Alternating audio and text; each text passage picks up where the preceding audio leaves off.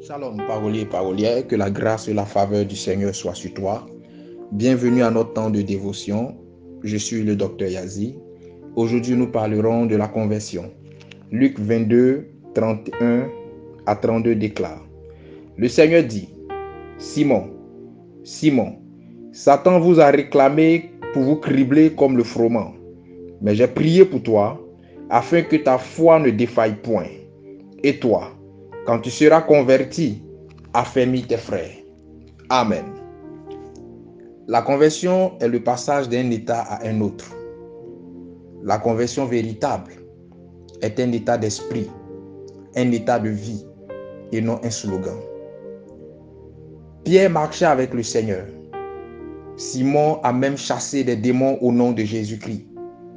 Mais Simon-Pierre n'était nullement converti. Tu peux aller à l'église.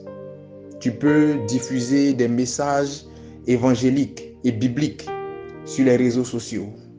Tu peux même arborer des t-shirts à l'effigie du christianisme sans véritablement être converti. Tu seras donc à l'image de ces personnes qui ont depuis les ustensiles de cuisine jusqu'à leurs dessous, permettez-moi le thème, toutes choses de la même marque, mais qui ne sont pourtant pas reconnues à la maison mère de cette marque-là. Beaucoup parmi nous, beaucoup parmi vous, côtoient des églises, mais ne sont pas en réalité et en vérité convertis. Ce n'est pas parce qu'une personne a duré en France qu'elle est forcément française. Ce n'est pas parce que tu as duré dans une église que tu es forcément converti. La conversion véritable ne commence pas par le fait qu'on aille à l'église. La conversion véritable commence par un changement profond de cœur et de nature. Ce matin, entre en toi-même, analyse ta vie et pose-toi la question de savoir: suis-je réellement converti? Ne laisse pas le fait que tu appartiennes à une communauté religieuse. Ne laisse pas le fait que tu payes régulièrement ta dîme. Ne laisse pas le fait que tu sois l'intime d'un pasteur te distraire.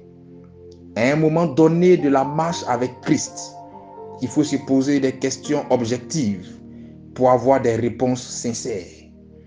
Es-tu réellement converti? La véritable conversion ne se confesse pas du bout des lèvres. La véritable conversion se constate dans le comportement au quotidien. C'est en cela que je me plais à dire: la conversion véritable n'est pas un slogan. La conversion véritable est une attitude, est un état de vie. Si tu estimes que tu es réellement converti, je prie que Dieu t'aide à le demeurer. Et si tu ne l'es pas, cherche à être véritablement converti. C'est en cela que le fait que tu ailles à l'église aura encore plus de poids, aura encore plus de valeur. Je parle ce matin à un enfant de Dieu. Je parle ce matin à une fille de Dieu. Je parle ce matin à un serviteur de Dieu. Je parle ce matin à une servante de Dieu. Le fait que tu sois enfant de Dieu ou serviteur de Dieu ne te crédite pas d'une conversion. Simon était au rang des enfants de Dieu. Simon était au rang des serviteurs de Dieu. Et pourtant, chose choquante et bizarre, il n'était pourtant pas converti. Que Dieu t'aide à comprendre ce que je suis en train de te dire.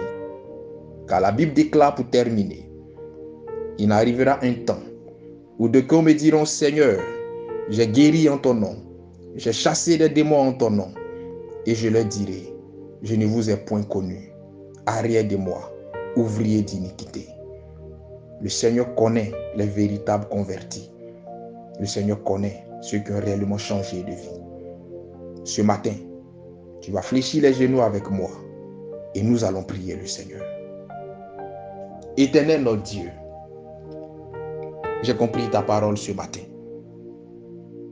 Je prie que tu étendes ta main de grâce et que tu m'aides à faire mon introspection, mon analyse intérieure, que tu m'aides à me poser des questions objectives afin d'avoir des réponses sincères. Éternel, tu me connais mieux que personne. Je prie que tu m'aides à accéder à la réelle conversion, si cela n'est pas encore fait. Je prie que tu m'aides à demeurer dans la réelle conversion, si cela est déjà fait. Mais je veux réellement te connaître. Je veux réellement marcher avec toi, avec un cœur et une vie transformée et agréable à tes yeux. Je prie que tu étendes ta main et que tu m'aides à ne pas me laisser distraire par certaines choses qui ont tendance à me faire croire que je suis converti alors que je ne le suis pas en vérité. J'ai soif de toi. J'ai soif de te connaître. J'ai soif de ta parole.